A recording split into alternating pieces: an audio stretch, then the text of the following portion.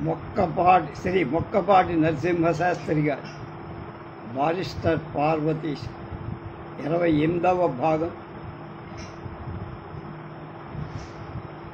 19/2/25 part 3 3వ భాగంలో 8వ అధ్యాయం. సభంతా దద్దరిల్లేటు మోగుతున్న కరతాళ ధ్వనుల మధ్య నేను లేవాలి కాబోలు భగవంతుడా అనుకుంటూ ఈ జనసమూహం ముందు నా విద్యాధికులయదు ఈ విద్వజ్జన సమక్షమందు నేను నిలబడి వాళ్ళకి మళ్ళీనే చొక్కా కండువా సవరించుకొని మహామేధావిలా ముఖం పెట్టి గంభీరోపన్యాసం ప్రారంభిస్తే ఎంత హాస్యాస్పదంగా ఉంటుందో అనే ఊహ కలిగి నాకు నవ్వొచ్చింది. తలచుకొని సభలో శబ్దం సర్దుకునే వరకు అలాగే కూర్చో మళ్ళీ ముఖంలోకి గాంభీర్యం తెచ్చుకొని లేచి లేవగానే జనం మళ్ళీ కరతాళ ధ్వనులు. దాంతో మళ్ళీ సిగ్గుపడి నన్ను ఆవహిస్తున్న పెరుగుతన వెనక్కి తెచ్చి సభాయైన మహా దాంతో పూర్తిగా సభలో నిశ్శబ్దం తాండవించి మొన్నను హై స్కూల్లో నాతో నా వెనక నడుపుతున్న విద్యార్థుల ఎదురు నాతోనూ నా వెనక చదువుకున్న విద్యార్థుల నాకు నేర్పిన విద్య నేర్పిన ఉపాధ్యాయుల ఎదురు నిలబడి మాట్లాడటానికి గజగజలాడిపోయి ఏదో నాకు నూతన కబుర్లు కొన్ని చెప్పి బజెట్లో ఈనాడు మహా విద్వాంసు న్యాయశాస్త్ర నిష్ణాత్ వయస్సులో అనుభవంలో పండిన పండితుల సమక్షంలో నిలబడి నేనేం చెప్పగలను? ఏ విషయాన్ని గురించి మాట్లాడాలని నాకు అర్హత ఉంది? మీకంటే అధికంగా నాకు తెలిసిందేమి అని ఇందాక నుంచి నన్ను నేను ప్రశ్నించుకుంటూ కూర్చుంటే ఏమీ రోజు ఈనాడు ఇది ఒక విచిత్రమైన ఆచారమే కానీ నీ సత్తాని నిన్ను ఆహ్వానించిన వాళ్ళకి తెలియదు కనుక అనే సమాధానం స్మరించి ఇందాకటి నుంచి నాలో నేను నవ్వుకుంటూ కొంత ధైర్యం తెచ్చుకోవడానికి ప్రయత్నం నా చేతన ఈ పని చేయిస్తుంది. మీరే కనుక పిల్లవాళ్ళ ఆట తవక పెద్దలను చూసి ఆనందించినట్లుగాని మీరు కూడా నా మాటలలో అసందర్భాలు అవకతవకలు మన్నిస్తారని ఆశిస్తాను. నేను త్వరలోనే మీలో ఒకటిగా బహుశా ఈ కోర్టులోనే న్యాయవాద వృత్తి అవలంబిస్తానే. అప్పుడు ఎన్నో విషయాలు మీ దగ్గర ఎలాగూ నేర్చుకోవాలి. అప్పుడు మటుకు నాకైదు పెద్ద ఇప్పుడు మా మనగాడిలా మాకు ఉపన్యాసం ఇచ్చావు, మేమేం చెప్పగలం అని మట్టు అనరని ఆశిస్తున్నాను అనగానే సభలో కరతాళద్వ. 3 సంవత్సరాల క్రితం ఇక్కడ నా చదువు సన్నగిరి. మొదట్లో ఉన్న దురుకు ఉత్సాహం ఎంచేతనో తప్పబడి ఇక్కడ విద్య మీద మనసు నిలవక ఏవేవో ఊహ పెంచుకొని ఆకాశంలో అస్తమానం విహరిస్తూ మా తండ్రి గారు నా స్థితి గమనించి కొన్నాడు చదువుకు స్వస్తి చెప్పి ఇంటి దగ్గర వ్యవసాయం పనులు చూసుకోమంటూ తెలుగు సంస్కృతం నేర్చుకునే ప్రయత్నం చేయ మళ్ళీ హోణ విద్య మీద మోజు కలిగిన అది చదువుకోవచ్చు. నేనే మాట చెప్పలేని విషమ సంధిలో పడి బాధపడుతుండగా కీర్తిశేషుడైన ఇక్కడ ప్రముఖులైన రమణారావు గారితో నాకు పరిచయం అనుకోవచ్చు. మీకు ఒకరోజు వారే నన్ను వెతుక్కుంటూ వచ్చి నాకు సహాయం నువ్వు చెయ్యాలి, నువ్వు తప్పక మరొకరికి సాధ్యం కాదనిది ఇక్కడ కొన్ని రాజకీయ సభలు ఏర్పాటు చేయాలనుకుంటున్నాం. ఆ సభ నిర్వహణ బాధ్యత అంతా నువ్వే వహించాలి. నిన్ను గురించి వాకబు చేయగా నువ్వు చాలా సమర్థుడవని ఈ కార్యభారం వహించడానికి ఈ స్కూల్లో నీ ఒక్కడివే వీలైన వాడివని అందరి వల్ల విన్నా అని నన్ను వ్యామోహపరిచి ఈ కార్యరంగంలోకి అప్పుడు నాకు తెలియదు. కానీ కొన్ని సంవత్సరాల తరువాత ఆలోచించుకో నాకు తోచింది ఏమిటంటే మా స్కూల్లో కాస్త కండపుష్టి ఉత్సాహం దీక్ష కలిగి చదువు మీద శ్రద్ధ తగ్గి బేవార్సుగా తిరిగేవాడిని నేనొక్కడే కనపడ్డానన్నమాట. ఏమైతేనే కానీ వారి శిష్యుడిగా సభలు సమావేశాలు ఏర్పాటు చేయటమే కాదు, వారు అనేక విషయాలు తెలుసుకొని వారిచ్చిన వివిధ పరిచయాలు సంబంధించిన పుస్తకాలెన్నో చదివి స్కూల్లో నేర్చుకోవటానికి సాధ్యం కాని అనేక విషయాలు తెలుసుకొని నాతోటి విద్యార్థుల కంటే చాలా విజ్ఞానవంతుడయ్యా అని చెప్పడానికి గర్విస్తాను. నన్నింత స్కూల్లో చేరవద్దని, విదేశాలకు వెళ్ళమని, అక్కడ బారిస్టర్ చదవని ప్రోత్సహించింది కూడా వారి సలహా అనుసరించి నేను దేశాంతరాలకు వెళ్ళి విద్యను అభ్యసించి అక్కడ వచ్చే పరీక్షల్లో ఉత్తీర్ణుడై వచ్చిన వెంటనే వారి దర్శనం చేసుకుని వారి ఆశీస్సులు పొందుదామనుకుంటూ వారు దివంగతులైన అన్న వార్త, విషాద వార్త తెలిసి ఎంతో ఈనాడు వారు ఎక్కడ లేకపోవడం నాకెంతో విడిచి, అయినా వారి కంటే వయోవృద్ధులు విజ్ఞానవేత్త న్యాయమూర్తులు అయిన మన సభాధ్యక్షులను చూడగానే నా పెరిగితనం పరారి కాగా కొంత ధైర్యం తెచ్చుకో మన్నించగలరు. వారి ఎదుట నేను పసివారు, నా లోపాలను వారు సంతోషంతో మన్నించ అనే ధైర్యం ఇక ముందు ఏం చెయ్యాలో ఎంతసేపు నేను శాఖాచంక్రమణం చేస్తున్న సంగతి గ్రహించాను. నేనిప్పుడు నరసరాపురం పులిమేర దాటల బండి పడవాత మరొక రకమైన ప్రయాణ సాధనం ఎరగను. భూమశకటాన్నైనా ఎప్పుడూ చూడ సాహసించి విదేశయాత్రలకు బయలుదేరానంటే అదే హాస్యాస్పదమైన హాస్యజనకమైన విషయమని నేను వేరే చెప్పక్కర్లా. పట్టణాలలో, అందులో విదేశాల్లో నాగరికత ఎలా పెరిగిందో, జీవితం సౌఖ్యవంతం ఎలా అయ్యిందో, ఎన్నెన్ని ఉపాయాలు సాధనాలు విజ్ఞానవేత్త కనిపెట్టి ప్రజానీకానికి అందించగలరు నేనెన్నడూ ఊహించి కూడా. అంతటి విజ్ఞాన తిమిరలు పెరిగిన వాడు అలా బలి తెగించిన తరువాత నాకు అనుక్షణం కలిగిన అనుభవాలు, నేను చూసిన విశేషాలు అన్నీ ఒక చోటనే మీకు వర్ణించి చెప్పుకు రావాలంటే చాలా కాలం, అది నా వల్ల అయ్యే పని కూడా కాదని నా అంచేత సూచనప్రాయంగా ఏవో 2 మాటలు మనవి చేసి మిమ్మల్ని విసగించకుండా విరమిస్తా. అనేక మంది జనాన్ని ఏకకాలంలో కొన్ని 100 మైళ్ళు దివారాత్ర భేదం లేకుండా జాగ్రత్తగా తీసుకువెళ్ళగలి మొదట ప్రయాణం యాంత్రిక సాధనం రైలు.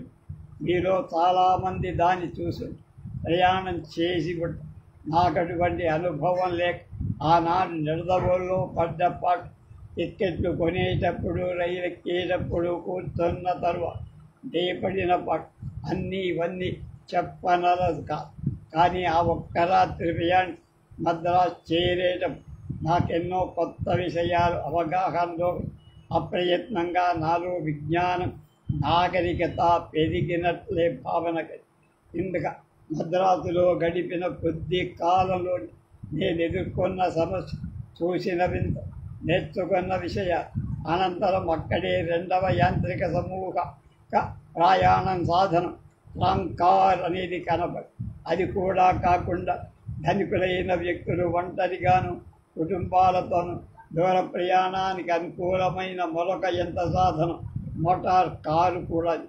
ఆనాడు నాతో టైలర్ హై స్కూల్లో విద్యార్థులందరిలో అటువంటి అద్భుతమైన మానవ నిర్మితమైన ఒక యాంత్రిక సాధనం చూసిన వాళ్లలో ప్రథముండి నేనే అందుకు ఆనాడు నేను కొంచెం గర్వించి ఉంటాను. మన దేశంలో ఆంగ్లం, తెలుగు, మద్రా కాక ఇతర భాషలు, జాతులు ఉన్నవని వెంటనే కాదు, ఆనాడు ప్రత్యక్షంగా మద్రాసులో అరవగూడు వలి వెనక భాష కాని చోట మెలగటం కొంచెం కష్టమై అని తెలుసు. ఇక ముందు కూడా అనేక దేశాల్లో ప్రయాణం చేస్తుంటూ ఎలా అనుకుని భగత్తుల్లో, నర్సాపురంలో ఉన్న కట్టడాలు, మేడలు, దేవళాలు చూసి సంభ్రమాశ్చర్యాలు వాటి ఎదుట నిలబడిపోయేవా.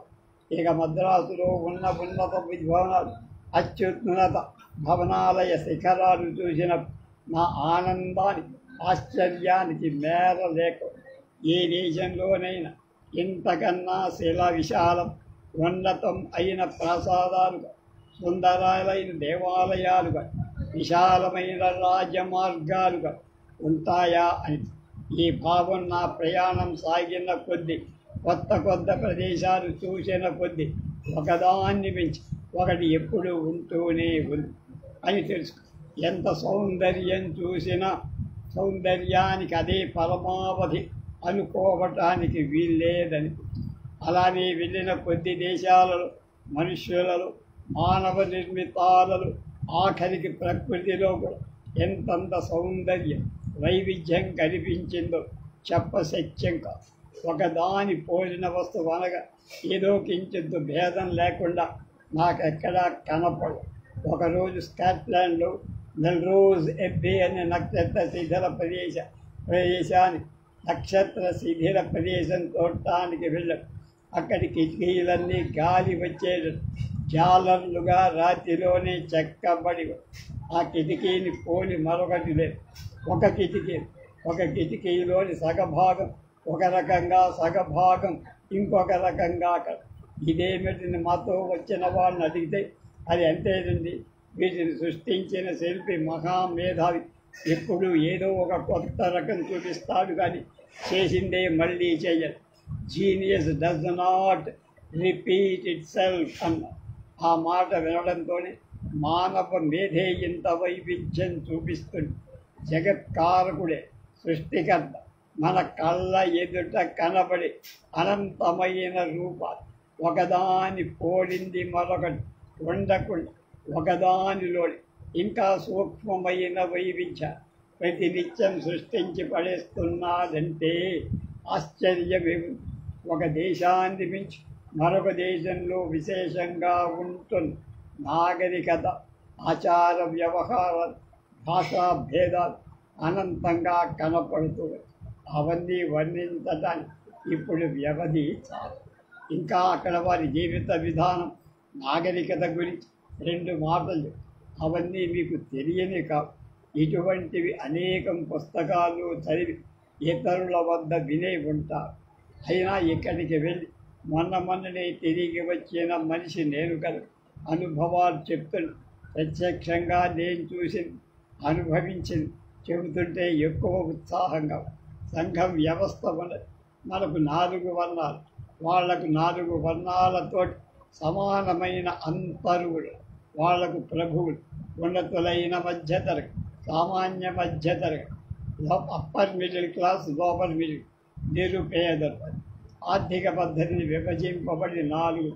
మన విభాగం సంస్కార విజ్ఞానాల మీద ఆధారపడి, వాళ్ళది కేవలం ఐహిక ఐశ్వర్యం మీద, ఆర్థిక ఆధిక్యం మీద ఆధారపడి.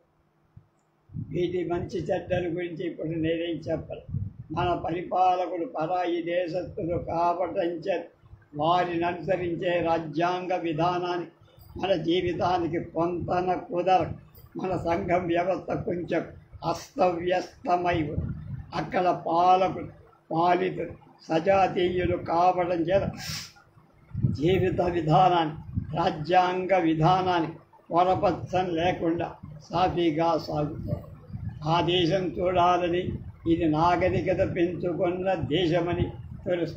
అక్కడి మనుషులు, పద్ధతులు చూస్తూ జీవితానికి నాగరికత ఎంత సన్నిహితమో కూడా ఎక్కడికి వెళ్ళినా ప్రప్రథమంగా నన్ను ఆకర్షించి అక్కడ తీర్చిదిద్దినట్లు ఉన్న వీధులు, కట్టడాలు, వాటి తీరుతలు, అక్కడి పరిశుభ్రత, అక్కడ సంచరించే మనుష్యులు, రహదారి మీద పోయే వాహనం, పక్కకు అధికులు ఏర్పాటు, పేవ్మెంట్ మీద నడిచే జనంలో క్రమం, ఒక పద్ధతి కనిపిస్తుంది. బళ్ళు వాటి ఇష్టం వచ్చినట్టు పరిగెత్తడానికి వేరు. ఎగువకు వెళ్ళే బళ్ళు అన్నీ ఒకవైపు, దిగువకు వచ్చేవన్నీ ఒకవైపు. ఆ బళ్లకు అడ్డుగా ఎక్కడా పశువులు, గాడిదలు, తదితర జంతువులు ఆ కనపడు. రాజకీయాలు, గృహఛిద్రాలు, కామకలాపాల గురించి నిలబడి మాట్లాడుకునే జనసమూహం కానీ పేవ్మెంట్ల మీద నడిచే జనం కూడా క్రమ పద్ధతిలో నడవ. అడ్డదిడ్డంగా ఎవ్వరున్నారు. ఇద్దరు ముగ్గురు కలిసి నడిచి ఎక్కడ ఏ విధమైన చెత్త చెదారం ముమ్ములు ఉచ్చలు వగైరా ఏమి అది పట్టణమై కాకుండా ఎంత చిన్న పల్లెటూరు వెళ్ళి కూడా పట్టణాల్లాని మన దేశంలో అక్కడ పల్లె కూడా పట్టణాల్లాగా మన దేశంలో అది విరుద్ధం. అక్కడి జనాల సౌందర్యం కాంక్షయం వాళ్ళకి జీవితంలో అది ఒక భాగమేమో అనిపిస్తుంది. సత్యం శివం సుందరం అన్నారు మన పెద్ద. శివం మాట శివుడికి తెలియదు, కానీ సుందరం మట్టుకు పాశ్చాత్య జీవితంలో ఒక భాగమని ఒప్పుకోవాలి. మనకు సౌందర్యం ఒకప్పుడు మన జీవితంలో అంతర్లీనంగా ఉంది, ఇప్పుడు మట్టుకు అది అభృగ్యం. పాశ్చాత్యులు సౌందర్యాన్ని జీవిత అంతర్భాగం చేసుకున్నట్టుగా సత్యం కూడా నిత్యం అనుసరణీయమని నిశ్చయించి సామాన్య మానవుడు మొదట అన్ని అంతస్తుల వాళ్ళు సత్యాన్ని బహుశ్రద్ధగా పడి ఆచరణలో పెట్టి నిత్య జీవితంలో వ్యాపారాదులు కూడా దీన్ని పాటిస్తూ ఉంటాను నేను చూశాను. అలాగని అందరూ అపర హరిశ్చంద్రులు పెద్ద పెద్ద వ్యవహారాలు వ్యాపారాల్లో మోసం ఉంటుంది, ఉండకుండా ఎలా ఉంటుంది? వర్తకం వ్యాపారం అంటే మోసం తప్ప వేరొకటి కాదని మరొకటలా ఉండటానికి వీలు లేదని మన ఉద్యోగం సంగతికి వస్తే మన వాళ్లకు జీతం కాక పైన ఏమాత్రం దొరుకుతుంది అనే ప్రశ్న ముందే బయలుదేరు. గుమాస్తా దగ్గర నుంచి ఉన్నతాధికారి వరకు వారి అంతరుకు తగినట్లుగా ఈ ప్రయత్నం ఉంటూనే. అన్నిటికంటే ఘోరం న్యాయస్థానాలు న్యాయ నిర్ణేతలలో కూడా ఈ దౌర్భాగ్యం అక్కడక్కడ ఉన్నట్టు వినికి. ఆ దేశంలో మటు ఆ హోదాలో ఉన్న వాళ్ళలు ఇటువంటి దౌర్బల్యం ఉన్నట్టు నాకెక్కడ కనదు. ఆ హోదాలో ఉన్నవారు వాళ్ళ నిత్య జీవితాల్లో కూడా ప్రజలెవరూ తమని వేలెత్తి చూపటానికి అవకాశం లేకుండా నడుచుకుంటారని లండన్లో ఉంటున్న ఒక జడ్జి బ్రహ్మచారి చాలా రుజువర్తనుడు ధర్మపరాయి ఒక రోజున ఒక క్షణిక దౌర్బల్యంలో తన వంటామతో అక్రమ సంబంధం జరిపాడని ఆ ఉత్తర క్షణంలో తన తప్పు తెలుసుకొని పశ్చాత్తాప్తుడై మరునాడు సెలవు పెట్టి వెంటనే ఆమె వివాహం చేసుకొని తన తప్పుని సవరిదిద్దుకున్నాడని ఒక వార్తవే. అంత రుజువర్తనం మన దేశంలో ఎంతవరకు సంభవం ఆలోచన. ఈ రీతిగా సత్య సౌందర్యం మొదలై జీవితంలో అంతర్భాగంగా చేసుకొని మన కలిగిన మానవులే నాగరికులని చెప్పడానికి అంటూ మా ఉపాధ్యాయులు మాకు హితోపదాస దేశాలు చేస్తూ ఇక అక్కడ చూసిన వింతలు విశేషాలు చాలు. అవన్నీ చెబుతూ కూర్చుంటే వృధా కాదు. 3 సంవత్సరాలు పాశ్చాత్య వాస వల్లనే నేను ఎన్నో విషయాలు ఎన్నో ఉన్నత భావాలు కలిగాయి అనుకుంటా. యథార్థం చేత అతి స్వల్ప విషయాలు మొదట మహత్తర విషయాల వరకు మనం వాళ్ళ వలన నేర్చుకోవాల్సినవి ఎన్నో. వాటిని మరవని మర్చి ఏ వస్త్రధారులను వేషధారులను వాళ్లను అనవసరంగా అనుకరించి నాగరికులమని సంతృప్తి పడటం ఆత్మవంచన. అన్నిటికంటే మన దేశం, మన విద్య, మన సంస్కృతిని మనం ఎలా గౌరవించాలో ముఖ్యంగా వాళ్ళని చూసి నేర్చుకోవాలి. ఆయా విషయాలలో నిష్ణాతులైన పాశ్చాత్యులనే మన దేశం వచ్చి పాఠాలు నేర్పదు ఉన్న విషయం మీరందరికీ తెలిసింది. ఇంతకన్నా ఎక్కువగా మీ ముందర ఏం చెప్పగలం? చెప్పిందాలో ఉన్న లోపాలు మీరు మన్నిస్తారని ఆశిస్తూ మీరింత శ్రద్ధగా నా విశాలమైన ఉపన్యాసాన్ని విన్నందుకు మీకు అనేక కృతజ్ఞతాభివందనాలు విరమిస్తున్నా. వందేమా అని ఒక నమస్కారం సభికుల హర్షధ్వానాల మధ్య నేనేదో ఘనకార్యం సాధించాననుకుంటూ కుర్చీలో సభలో తప్పట్లు సద్దుమణగ్గాని సభాధ్యక్షుల వారు లేచి సభికుల తరపు నా గంభీర ఉపన్యాసాన్ని వారి హర్షామోదాలు ఆశీస్సులు అందజేసి వారు ఉపన్యాసం ఉంటుంది. తర్వాత సభా నిర్వాహకుడు బార్ కౌన్సిల్ కార్యదర్శి గారు తమ హర్షాన్ని కృతజ్ఞతను వెల్లడి. నర్సాపురం హడావిడైపోయిన తర్వాత వారం రోజుల వరకు ఎవరో ఒక విద్యార్థులు, ఉపాధ్యాయులు, లాయర్లు ఎవరికి తీరిక కలిగే వాళ్ళు వచ్చి నాతో కబుర్లు చెబుతూ విశేషాలు అడుగుతూ వెళ్తారు. ఈ రకంగా నాకు కొంత కాలక్షేపం. ఇక క్రమేణా ఈ కాలక్షేపం కూడా లేక ఏమీ తోచ పొలమే అక్కడ పని వాళ్ళతో ఎలా మాట్లాడాలి, ఎలా పని చేయించాలో తెలియదు, ఏమీ తోచ 2 రోజులు ఎక్కడికైనా పోదామని బుద్ధి. 9వ నేను బహిర్దేశం నుంచి అంటే ఇతర దేశాల నుంచి వచ్చిన తర్వాత మా బంధువర్గాన్ని ఎవరిని చూడ నరసాపురానికి దగ్గరలో చిన్న పల్లెటూరులో మా పెంతలు ఆమెను చూడాలని కుతూహలం కలిగి ఆ అమ్మతో చెప్పి ఉదయాన్నే లేచి బయలు. అదొక మారుమూల గ్రామం కావటం చేత నాగరికత చాలా తక్కువ. నేను వస్తున్నానన్న మాట గ్రామంలోకి ఎరుకపరిచి ఆ మాట వినగానే ఊరంతా వీధిలోకి వెరగబడి, అందులోనూ ముఖ్యంగా స్త్రీ సీమకు వెళ్ళిన మనిషి ఎలా ఉంటాడు, అతడు కూడా ధరలా తెల్లగా పారిపోయి ఉంటాడా, వాడేం కట్టుకుంటాడు, మనమోస్తరుగా పంచె కట్టుకుంటాడు, ధరమోస్తరుగా సూటు హ్యాటు బూటుతో వాడు మనలాగే మన భాషతో మాట్లాడతాడు, మాతృభాష మర్చిపోయి ఇంగ్లీష్లోనే వాయిస్తాడా, ఇంకా అనేక వెర్రి సందేహాలు నన్ను చూసాగానే ఇవన్నీ పోయి కొన్నైనా తీరతాయి కదా అని నా రాకకు ఎదురు చూస్తూ నాకు ఎలాంటి వేషభాషల విషయంలో మార్పును గురించి అందాలు వేసుకుంటూ పొందా. తనకు ఎవరు చెప్పారో చెప్పలేదు కానీ నేను సీమలో ఒక దొరసానికి వెళ్ళి చేసుకున్నానని దాన్ని ఇక్కడ తీసుకొచ్చి చెన్నపట్నంలో దాచాని రూఢి అయిన వార్త ఒకటి తెలిసిందని ఒక బుద్ధిమంతుడు పుకారు పుట్టి అందుచేత వాళ్ళకు మరీ ఆదుర్దాగా నా రాక ఎదురు చూశారు. ఇంతకు ఒక్కవేళ ఆ దొరసాని కూడా వస్తుందా, అది తెల్లగా ఉంటుందా, మన వాడిని పెళ్లి చేసుకున్న తర్వాత కొంచెం రంగేమైనా తగ్గిందా, అసలేం కట్టుకుంటుందో, మన వాళ్ళకి మళ్ళీ అలా ఉంటాయా ఉండవు, ఎలాగైనా ఒకసారి చూస్తే బాగుండు అనుకుంటూ యువక హృదయాలు దడ కొట్టుకో. ఇదంతా నాకు తర్వాత తెలిసిన విషయం. నేనే రాజు ఉదయం సుమారు 8 గంటలకు కాబూర్చే గ్రామంలో అడుగు పెట్టేసరికి గ్రామస్తులు కొత్తవాడిని ఇట్టే 10 గంటలు నన్ను ఊరి పొలిమేరలోనే ఎవరు చూసి ఊళ్ళోకి పరిగెత్తి వెళ్ళి నా రాకపూర్వం నా రాక క్షణంలో ఊరందరికీ ఉప్పంది. నేను గ్రామంలో అడుగు పెట్టేసరికి చూడండి మహాప్రభు, ఏ కలెక్టర్నో గవర్నో చూడటానికి వచ్చిన ఊరం ఎర్రగబడి బారులు తెచ్చారు. దానిపో కొంచెం వయస్సు చెల్లిన స్త్రీలంతా ఉభయ పక్షాల అంటే ప్రస్తుత సుభాషులు, పూర్వ సుభాషులు కూడా అరుగు మీద నిలబడి, పడుచు పిల్లలు, కొత్త కోడలు గుమ్మాలలు కిటికీల దగ్గరగా నిలబడి, అంతమంది ఎలా ఎందుకు నిలబడ్డారు మొదట నాకు తెలియదు.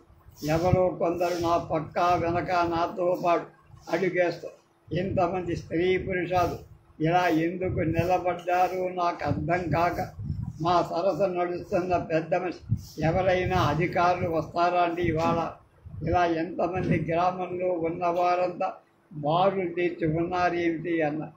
ఎవరేమిటండి మిమ్మల్ని చూడటానికే అన్నారు.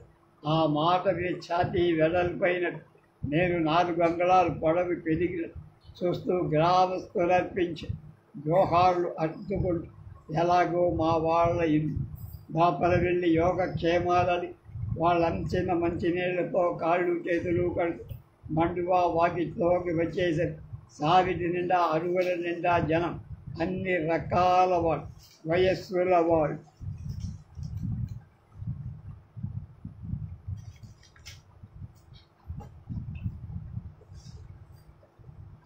కిటకిటలాడుతూ ఎందుకలా కూర్చున్నారని కొంపకు తీసి ఇప్పుడేమన్నా ఉపన్యాసం ఇవ్వమంటారేమో అని భయం.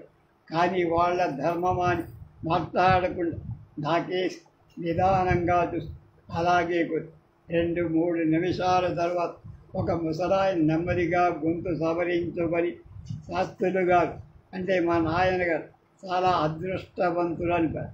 వారికేమండి ఇటువంటి కుమారుడు అని ఇంకొకరు, ఓ నెమ్మది ఆ సుగుణ సంపత్తి అని ఇంకో అలా రకరకాలుగా కొంతసేపు నాకు కోపం వేశారు. నాకు ఒక పక్కన నవ్వు, మరొక పక్క సిగ్గు సచ్చిజడి. ఎలాగో ప్రాణాలు ఒగ్గబట్టి రాత పెళ్లి కొడుకులా కొయ్యబారి అలా ఉంది.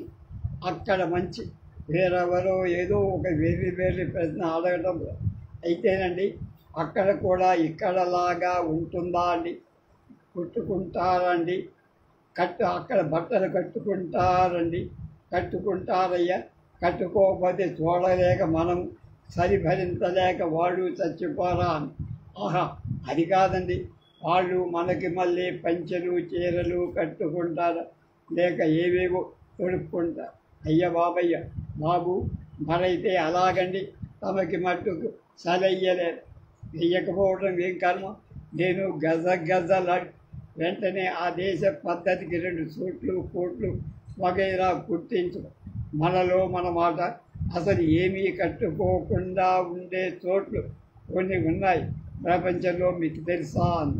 అయ్య బాబోయ్, మరైతే అక్కడ అంతా ఆడా మగ అందరూ అంతేనా అండి? గుండె బాబు వాడి వైఖరి చూసి నవ్వుకొని వాడేదో రహస్యంగా నా దగ్గరకు వచ్చి ఆ ఊరేదో తెచ్చు అక్కడికి ప్రయాణం కట్టేట్టున్నాడని. అది చాలా వేడి దేశం. వాళ్ళు ఒట్టి అడవి జాతి అనాగరి. ఇంకా సిగ్గుని శరీరంలో కొన్ని భాగాలు గుప్తంగా దాచుకోవడం వాళ్ళకి తెలియదు. అంచేత వాళ్ళకేమీ ఎబ్బెట్టుగా ఉండదు. ఈ ధోరణి కొంత మార్చాలనే ఉద్దేశంతో ఒక పెద్ద బాబు, అక్కడ వర్షాలు ఉన్నాయి, అయితే మనకు మళ్ళీ పాడి పంట అన్నీ ఉంటాయి.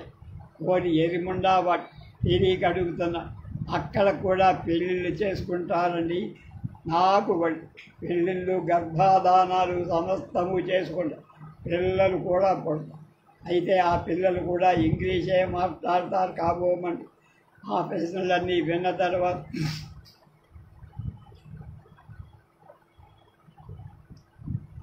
పుట్టినప్పటి నుంచి ఎంత దొరలైనా మరి ఇంగ్లీష్ ఎలా వస్తుందో అని అతనను కానీ అతనితో పాటు అందరూ ఆశ్చర్యం. ఆ ప్రశ్నలన్నీ మా ఊరు వాళ్ళు అడిగారు. ఏ ఊరు వెళ్ళినా అలాగే అడుగుతారు. కాబోలు అనుకుంటూ అడగవలసింది ఏమన్నా చెప్పి మర్నాడు అన్నీ సెలవు చెప్పి మర్నాడు లేచి స్నానాలు చేసి చెరువుకి.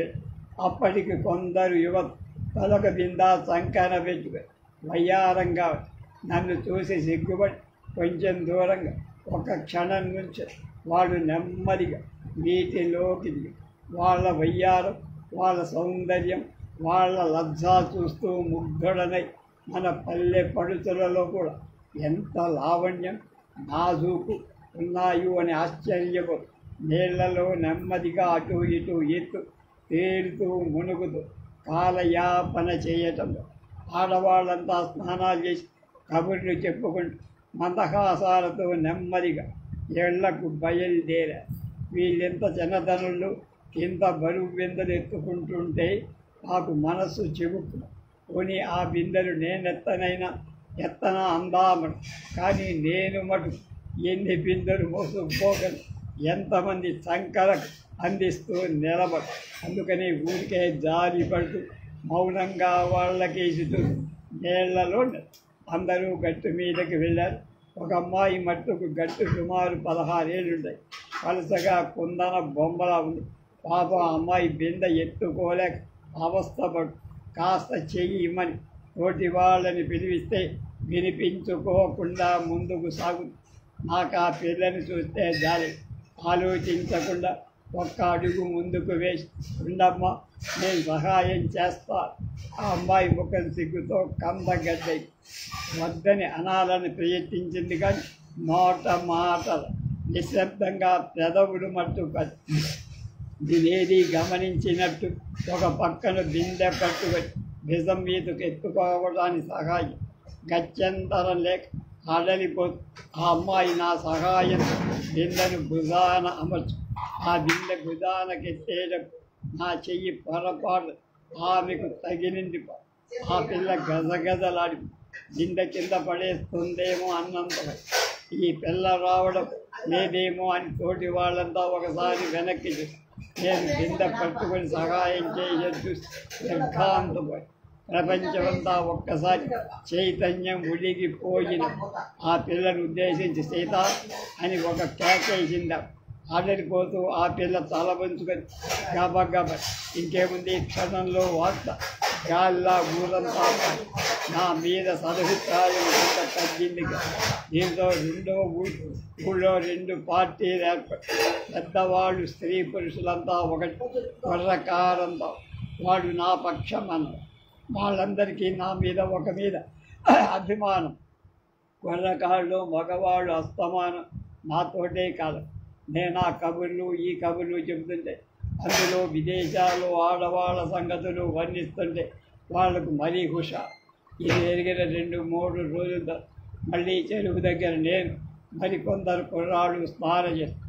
ఆడవాళ్ళు పెద్దవాళ్ళు చాలామంది తొందరగా స్నానాలు నీళ్లు తీసుకుపెట్టు నేను ఒళ్ళు తుడుచుకుంటాను.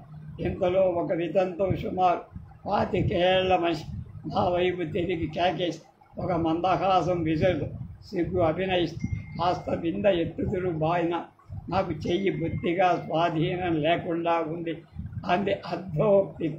అంతమంది ఆడవాళ్ళు ఉన్నంతసేపు వాళ్ళనెవరిని సహాయం అడగకూడకుండా నేను వస్తున్నానని నెమ్మదిగా అంది ఒక ఆవిడ.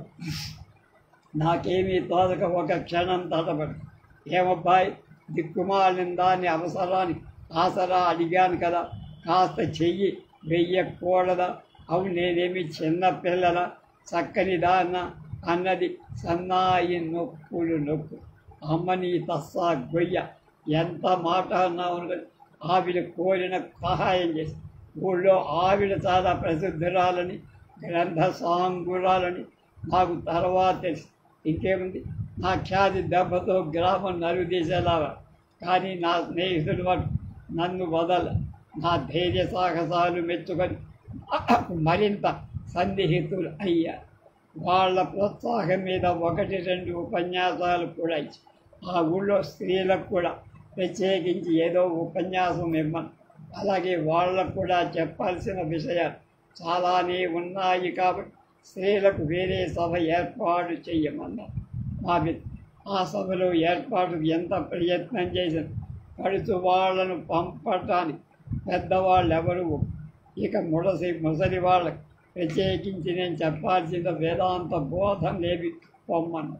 అక్కడున్న నన్ను విడిచిపెట్టకుండా 24 గంటలు నా నీడలో తిరుగుతుండే సత్యమనే కుర్రవ నేను అస్తమానం వాళ్ళ ఇంటికి వెళుతూ వస్తూ ఉండే. అతను అలా BA పాస్ అయ్యి ఆధునిక భావాలు కలవ. అతని భార్య చక్కని చుక్క.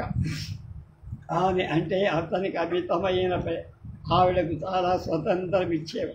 తల్లికి ఎంత మాత్రమైనా ఇష్టం లేకపోయినా ఆ భార్యాభర్తలిద్దరు ఏమి అరమరికలు లేక నాతో చాలా చనువుగా ఉంది. ఆ రోజు మధ్యాహ్నం వారింట్లో కూర్చు ఆ పూట ఆ అమ్మాయి పుట్టింటికి వెళుతూ ఉన్న 2 ఎడ్ల బండి వీధిలో నిలబడి ఉంది. ముఠా ముల్లే సర్దుకొని ఆవిడ లోపల సిద్ధంగా. ఈ అమ్మాయి భర్త నేను సామాను బండిలో పెట్టి నీకు కూడా ఎక్కండి, ఈ శ్రమ లేకుండా అంతా మొగమాటం కూడా అక్కడ. ఇంకొకటి 2 వస్తువులు ఉంటే తేవటానికి అతను లోపలికి బండి ఎక్కడానికి ఆ అమ్మాయి వీధిలో బండి దగ్గరకు వచ్చి అత్తగారు వెనకాల గుమ్మం దగ్గర నిలబడి ఇరుగు పొరుగు వాళ్ళు కొంతమంది, ఎదుటి వాళ్ళు, పక్క ఇంటి వాళ్ళు, స్త్రీలు చాలామంది వాళ్ళ అరుగుల మీద నిలబడి నేను బండికి దగ్గరగానే ఉంది. ఆ అమ్మాయి బండి ఎక్కాలని 2 సార్లు ప్రయత్నించి ఎక్కలేక అవస్థపడి వచ్చే పీట తీసుకురమ్మని అత్తగారు లోపల ఉన్న కొడుకులకి ఎందుకమ్మా ఎక్కుతానగా అని క్షణంలో అత్తగారు అని వారించకుండా వివిధి లేకుండా నేను వెనక నుంచి అమాంతం ఆ అమ్మాయి నడుము పట్టుకొని బండిలోకి ఎక్కి అలా జరుగుతుందని అక్కడ ఉన్న ఏ ఒక్కరూ ఊహించలేక నేను అనాలోచితంగా పాశ్చాత్య పద్ధతి ఆ అమ్మాయి నా చెల్లెలో మరో సన్నిహిత బంధువు అయినట్లు భావించుకొని ఆ సహాయం చెయ్యాలని చూసి అలాగే అత్యంత కాపురం చేస్తున్న పిల్ల స్వంత చెల్లెలైన అలా ఎత్తుకొని బండి ఎక్కించడం మన పద్ధతులకు విరుద్ధమన్న సంగతి ఆ క్షణంలో నేను విస్మరి. అది నా వల్ల వచ్చిన పొరపాటు. పిల్ల సిగ్గుతో భయంతో నోరెత్తలేక అత్తగారు అగ్నిహోత్రమై పొరుగు ఇరుగు పొరుగు అంతా ఏకగ్ని. అయ్యో వాడి సాహసం మండ. ముసలావిడి పార్వతీశం నీకేం పొయ్యే కాలం మంది నిప్పులుగా. నేను నాకు తప్పు తెలుసుకుని అలరి మరొక దురుద్దేశం ఏం లేదని చెప్పడానికి కూడా నోరు అక్కడున్న ఎవరికేసి చూడలేక తలవంచుకొని బయటికి వెళ్ళిపో. అంతే. నాకంటే వార్త ఇంటికి ముందు మా పిన్ని నన్ను ఇన్ని దేశాలు ఇన్నేళ్ళు తిరిగి ఇంత డబ్బు తగలేసి ఇది చాలు చదివిన చదువు నీ చదువు చచ్చు బండలు కాదు ఇంత పని చేసావురా పట్టవగడు ఎంత సిగ్గు లేకపోయిందిరా వాళ్ళ ముఖం ఎలా చూడరా నా తల ఎక్కడ పెట్టుకోనరా అంటూ శోకారణాలు చేస్తూ ఆ రాగ వరసనే నాకు చివాట్లు పెడుతూ నాలుగు పెట్టి కాసేపు నా స్నేహితుడు అగ్ని పర్వతంలా చక్క నువ్వింత బద్మాషి అనుకో ఈ మాట నా గుమ్మం తొక్కితే చంపేస్తానని అక్కడ నుంచోకుండా పడి నాకు నవ్వాలు ఏడవాలు తెలియదు. కథ ఎలా అర్థంగా తిరిగిందో అనాలోచితంగా నేను చిన్న పని ఎంత పని చేసింది. వాళ్ళందరూ ఒక్క క్షణం నాపై ఎంత నింద మోపారు అనుకుంటూ నా స్నేహితుడు నా అభిప్రాయం నిలకడగా ఉత్తరం రాసి ఆ రోజునే గ్రామం నుంచి మకాం ఎత్తేసి మంచికి పోతే చెడు ఎదురవుతుందంటే ఇదే. మన వాళ్ళ వ్యవహారం అంతా ఇలాగే ఉంటుంది. పోనీ పల్లెటూరని సరిపెట్టుకుందామా అంటే పట్టణవాసాల్లో మట్టుకు ఎంతకంటే ఉన్నత భావాలు ఉండి చచ్చాయా అనుకో. మొన్న నరసాపురంలో జరిగిన సన్మానాలు, ఈనాడు ఇక్కడ అవమానాలు. ఇదే కాబోలు జీవితం. ఆ సాయంకాలాన్ని నెమ్మదిగా నరసాపురం ఆ పూట ఇంటికి వెళ్ళబుద్ధి కాదా. ఆ గ్రామంలో నేను చేసిన పని తప్పు అని కానీ దూష్యమనిగా ఎప్పటికీ నేను అనుకోలేకుండా ఒక దుర్ముహూర్తాలు ఏ దురుద్దేశము లేక ఎంత మాత్రం లేకుండా అనాలోచితంగా చాలా సహజంగా అనుకోని చేసిన పని ఇటువంటి విపరీత పరిణామానికి దారితీస్తుందని ఊహించలేకపోయి 3 సంవత్సరాలు విదేశ యానంలో నేను కొన్ని వేల సంవత్సరాలు మన నాగరికత అధిగమించి బహుశా మనం ఇంకొక శతాబ్దిలో కానీ సాధించలేని ప్రగతి ఈ 3 సంవత్సరాలు కొంతవరకు నేను అందుకోగలిగాను. ఈ విషయం ఆ ఊరు వాళ్లకు తెలియపరచడం దగ్గర కానీ ఇంత మనోవేదన పొందిన ఆ జ్ఞాపకం ఏం చేయి. ఇక నాకు ఆ గ్రామంలో కృతజ్ఞతలు ఉండి ఆ పిల్లలు దేవతల్లాంటి అమాయకుడైన భర్త మూర్ఖురాలైన అత్తగా ఎన్ని విధాలుగా శోభ పెడతారో అంతకంటే పరమ మూర్ఖులై ఆ గ్రామీణ స్త్రీలను మరీ కాకుల్లా పొడి చేస్తారు. ఆ మర్నాడు ఆ మనసుతో వేదనతో ఇంటికి వెళ్ళాలని బుద్ధి పుట్టదు. ఆ రాత్రి అక్కడే ఒక స్నేహితుడు ఇంట్లో పడు. అతను చాలా రాత్రి ఎంతోసేపు కబుర్లు రాత్రి గొడవ కొంత మర్చి మర్నాడు ఉదయాన్నే వెళ్ళిపోతానంటే ఎన్నో విధాల నన్ను కడుపు కాళ్ళు పట్టుకొని బతిమారి అక్కడే ఉంచే. చాలా వరకు మామూలు మనిషి అయ్యి ఆఖరికి ఎలాగో అతనికి నచ్చజెప్పి స్వగ్రామం చేరుక. నేను మా పిన్ని గారి ఊళ్ళో చేసిన ఘనకార్యం మా గ్రామానికి టెలిగ్రాఫ్ సౌకర్యం లేకపోయింది. ఎలాగో నాకంటే ముందే మా వాళ్లకు తెలిసి మా గ్రామస్తులకు ఎంతమంది తెలిసిందో ఇంకా అంచనా లేదు. ఏమిరా అబ్బాయి ఇప్పుడు వచ్చావురా ఊరి నుంచి, మీ పిన్ని వాళ్ళు కులాసా ఉన్నారా, నువ్వు తిన్నగా అక్కడి నుంచైనా రావడం, విశేషాలేం లేవు కదా అని గబగబా నా సమాధానానికి ఆగకుండా నాకేసి తీక్షణంగా చూస్తూ అడిగా. ఆయన ముఖ కవళికను బట్టి ఆయన అడిగిన ధోరణి బట్టి కొంతవరకు జరిగిన సంగతి ఆయన ఊహించుకున్న తెలుసున్నది. ఏం సమాధానం చెప్పడమా ఎలా చెప్పడమా అని ఒక క్షణం ఆలోచిస్తుండే. కొన్ని విషమ పరిస్థితుల్లో జరిగింది జరిగినట్టు చెప్పటమే ఉత్తమ పద్ధతి. Honesty is the best policy అనే ఆంగ్ల సామెత జ్ఞాపకం వచ్చి అదే అవలమి లేనప్పుడు రావటం నరసాపురం నుంచి నాన్న పిన్ని గారి గురించి అక్కడికి వచ్చి అప్పుడే 3 రోజులైంది. పిన్ని దగ్గర ఇంకో వారం రోజులు ఉందామని కానీ ఆ 4 రోజుల క్రితం ఒక విచిత్ర సంఘటన జరిగిందని ఇంతవరకు నిలబడి ఉన్న మా నాన్న మాట్లాడకుండా ఒక అక్షరమైనా విడిచిపెట్టకు. నేను ఆ ఊరు వెళ్ళింది మొదలు ఆ ఊళ్ళో విడిచిన క్షణం సమస్తం వివరంగా వర్ణించి మా నాన్న సమాధానం ఏమీ లేకుండా ఒక్క క్షణం ఊరుకొని నువ్వైతే ఇంకా లండన్లోనే ఉంటున్నావని అనుకుంటున్నావన ప్రదేశానికి స్వగ్రామానికి వచ్చిన విషయం జ్ఞాపకం లేదు నాన్న. అన్నీ జ్ఞాపకం ఎలా మర్చిపోను. వచ్చి నా వల్ల వచ్చింది ఒకటే పడవ. ఆ 3 సంవత్సరాలలో నేను విదేశాల్లో చూసిన నాగరికత ఇక్కడ వచ్చి ఉంటుందనుకో. ఈ సంఘటన జరిగి ఉత్తర క్షణంలో నేను పొరపడ్డానని మనం ఇంకా యథాప్రకారంగా ఆధునికతకు కొన్ని శతాబ్దాలు వెనకనే ఉన్నామని తెలుసు.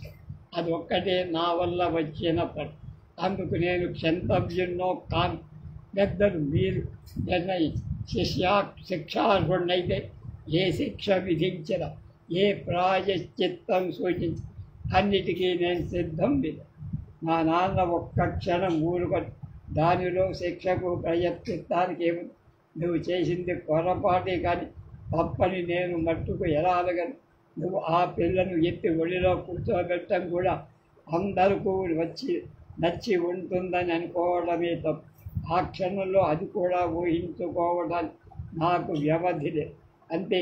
కొన్ని వందల శతాబ్దాల నాగరికత ఆచార వ్యవహారం సాంఘిక నియమ దేశమంతటా ఒకే రోజులో కానీ శతాబ్దాల్లో కానీ మారుతాయి అని అనుకోవడానికి సాహసం అవకాశం.